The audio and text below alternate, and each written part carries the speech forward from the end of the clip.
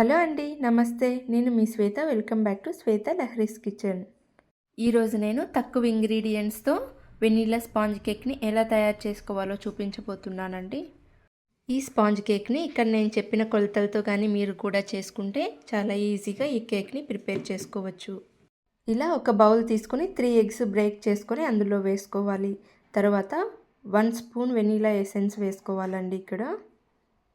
ఇక్కడ నేను beater use చేస్తున్నానండి. ఈ ప్రాసెస్ని మిక్సీలో అయినా చేసుకోవచ్చు. ఇప్పుడు ఈ ఎగ్స్ని నురుగు బాగా పైకి వచ్చే వరకు, క్రీమీ స్ట్రక్చర్ వచ్చేంత వరకు బీట్ చేసుకోవాలి. ఇలా వైట్గా వచ్చే వరకు బీట్ చేసుకోవాలి.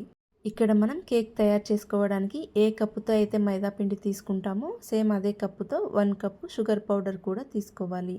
ఇలా షుగర్ పౌడర్ని కొద్ది కొద్దిగా వేసుకుంటూ మెల్లగా బీట్ చేసుకోవాలి.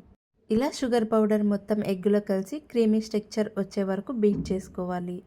తర్వాత ఇందులోనే జల్లెడ తీసుకొని 1 కప్ మైదా పిండి, 1 స్పూన్ బేకింగ్ పౌడర్, 1/2 స్పూన్ వంట సోడా వేసుకొని జల్లెడ పట్టుకోవాలి. ఇలా పిండిని జల్లెడ పట్టుకొని తీసుకోవడం వల్ల ఉండలేమన్నా ఉన్నా పక్కకి వచ్చేస్తాయి. తర్వాత గరిటె తీసుకొని ఈ పిండిని మొత్తం ఎగ్గులో కలిసేటట్టుగా ఒకసారి కలుపుకోవాలి.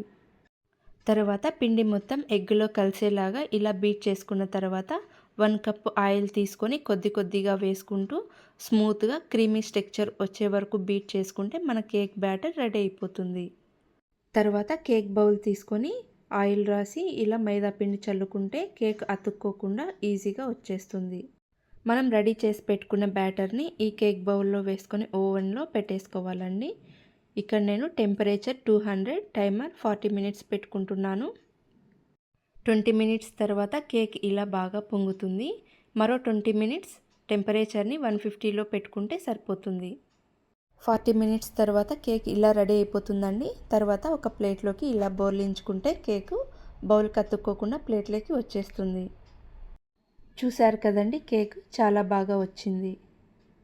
ఇలా నేను చెప్పిన కొలతలతో కానీ ఈ కేక్ని తయారు చేసుకుంటే కేక్ చాలా స్పాంజీగా వస్తుంది.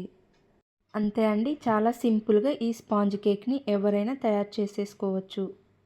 ఇదే కొలతలతో ఈ కేక్ని మీరు కూడా ట్రై చేసి మీకు ఎలా వచ్చిందో కామెంట్ సెక్షన్లో కామెంట్ చేయండి. ఈ బేసిక్ స్పాంజ్ కేక్ మీకు నచ్చితే like, share, subscribe. Thank you for watching.